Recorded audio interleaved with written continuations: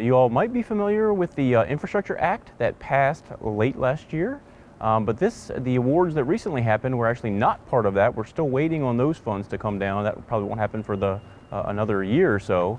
But we have a couple of places in Oklahoma that are getting funding from an earlier version of a broadband federal program. So we have 2 electric cooperatives within the state who got a significant amount of money to run fiber broadband in parts of the state that they serve. And for those of you not familiar with what fiber means, a lot of our rural areas are stuck with DSL connections, which are pretty slow, maybe 3 megabits per second, 10 megabits per second. Fiber is going to provide up to 1,000 megabits per second, gigabit speeds, which is super fast. If you've been on a fiber connection, you'll never want to go back. So the 2 cooperatives that got awards are Cookson Hills Electric Cooperative, which is based out of Stigler, and so they're serving most of Sequoyah County, and they got about $4 million over a 10-year period. And you can find a map of their service area. If you get your power through Cookson Hills, you can be expecting a fiber connection to be rolled out within hopefully the next 4 or 5 years. And the other cooperative that got some broadband funding is Canadian Valley. They serve 10 counties in the mid Oklahoma area, but they're mostly focused on Potawatomi, Seminole, and Lincoln for where they're going to roll out their fiber first. They have a nice map on their website as well showing their planned rollout of fiber. And so those are what we expect to see over, again, the next 4 or 5 years. Those of you who get your power through those cooperatives can expect fiber broadband in the near future.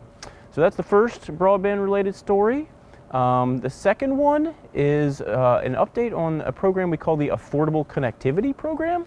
You all might have been familiar with the emergency broadband benefit that went into place last year, kind of as the pandemic was continuing.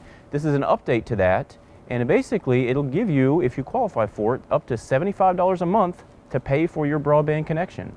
Most of Oklahoma is considered being located on tribal lands, according to the sponsoring organization. And so if you apply for this program and are eligible, you'll get $75 a month from the FCC to pay for your monthly broadband subscription. They also have a program that can help you, that will give up to $100 if you want to have a connecting device like a tablet or a laptop. And again, I encourage people to apply for this. Right now, they've actually boosted the amount of people who are eligible for this up to 200% of the federal poverty line. So for a family of 4, that's around $55,000. So if you're under that threshold, you can get your broadband costs paid for free for the foreseeable future. This program has a lot of money behind it, and it should last at least a couple of years. So we strongly encourage everyone to take advantage of that. And then the last story I have for you today deals with someone who you might know that has an old flip phone. Most of us with these regular phones, we can see we have either the 4G or 5G networks on them. Not everyone has upgraded to these nice smartphones. However, if you know someone with a flip phone that still says 3G on it, you might want to make them aware that those networks are being shut down in 2022. So the 3 major cellular providers, AT&T, Verizon, and T-Mobile, are all going to discontinue their 3G networks at some point in 2022, and they each have a list of the devices that are going to be affected on their website. So go to your local library, talk to your local extension educator. If you do have a flip phone that says 3G, you might be affected. So be aware of that. And those are the major broadband stories I have for you guys this week.